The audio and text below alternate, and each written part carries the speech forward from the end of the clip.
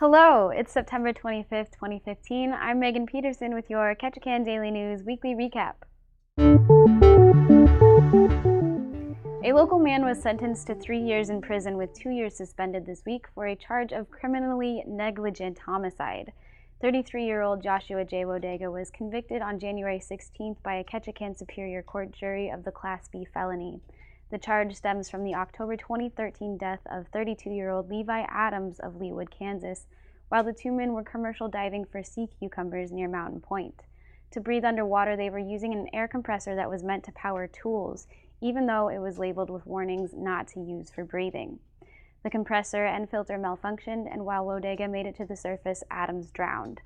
Wodega has to report to the Ketchikan Correction Center on November 3rd, and his public defender indicated during court that he planned to appeal the sentence. The Jose Maria, a well-known local fishing vessel, sank in Thomas Basin on Sunday night and was refloated on Tuesday.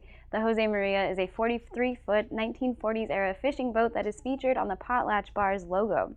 Divers couldn't find any obvious flaws in the boat's hull on Tuesday, and the Jose Maria will be towed to Air Marine Harbor and hauled to land on Friday. The Jose Maria's owner, Brian Perez, has been on active duty with the Army National Guard for more than a year and was in Texas when the vessel sank. Ketchikan's budding shellfish hatchery, Oceans, Alaska, got approval from the Ketchikan Gateway Borough Assembly on Monday to speed up a loan payout and sell some unused equipment to get the nonprofit through the winter. The hatchery missed much of the 2015 oyster planting season, but Oceans, Alaska manager Ron Zebal said sales will continue through the winter and peak next spring as farmers along the West Coast begin planting for 2016. In local schools, Point Higgins Elementary School second graders learned about the last stages of the salmon life cycle during a field trip to Ward Lake this past week.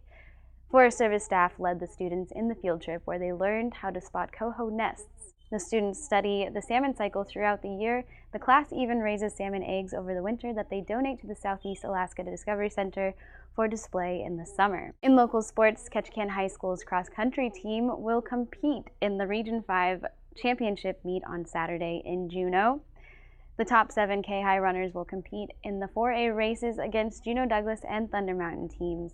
The top 10 individual finishers and the winning team will go to the state championship meet on October 3rd in Anchorage. Well, that's it. Check out this weekend's waterfront for a look at the upcoming gooey duck season, and in the First City Scene, a look at native language revitalization efforts in Ketchikan. This has been Megan Petersen with your Ketchikan Daily News Weekly Recap. Have a good weekend.